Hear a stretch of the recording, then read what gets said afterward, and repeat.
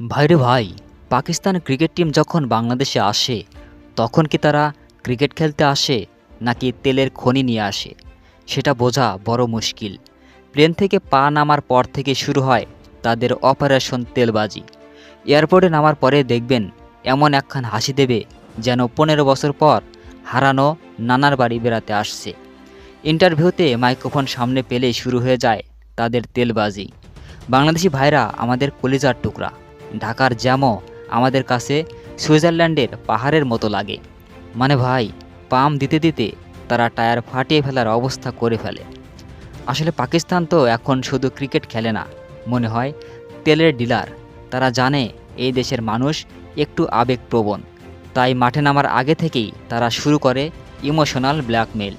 Practice সেশনে গিয়ে বলবে, আহা, মিরপুরের এই ঘাস তো ঘাস নয়, যেন মাখন। আমাদের ইচ্ছা করে এই ঘাস দিয়ে বালিশ বানিয়ে ঘুমিয়ে থাকি।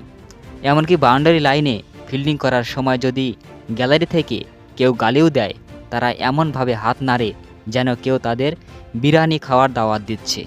তাদের মেইন টার্গেট হলো ব্যাটিংয়ে রান আসুক আর না আসুক, কথার তেল দিয়ে যেন গ্যালারির সাপোর্টটা নিজেদের দিকে টেনে নেওয়া যায়।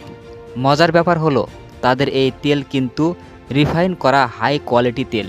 সংবাদ সম্মেলনে বসে অধিনায়ক এমনভাবে কথা বলবে যেন আপনার মনে হবে সে বাংলাদেশে ক্রিকেট খেলার জন্য না, বরং বাংলাদেশের নাগরিকত্ব নেওয়ার জন্য আবেদন করতে আসছে।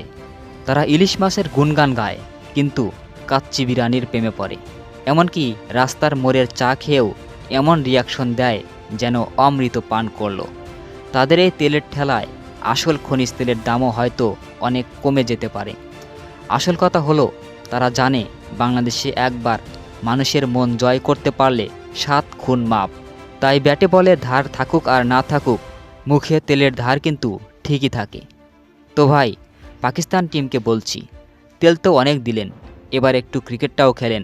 কারণ দিন শেষে তেলের খনি দিয়ে কিন্তু ম্যাচ জেতা যাবে না, ওটা দিয়ে বড় জোর পরোটা ভাজা যাবে। বাংলাদেশের মানুষ আপনাদের ভালোবাসা দেখে ঠিকই, কিন্তু তেলের বোতলটা যে পকেটে নিয়ে ঘুরছেন সেটা বুঝতে কিন্তু কারো বাকি নেই। খেলা হবে মাঠে, তেলের খনিতে না।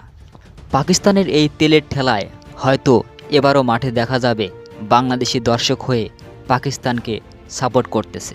প্রিয় দর্শক, বাংলাদেশ এবং পাকিস্তান সিরিজে আপনি কোন দলকে সাপোর্ট করবেন সেটা অবশ্যই কমেন্টে জানাবেন।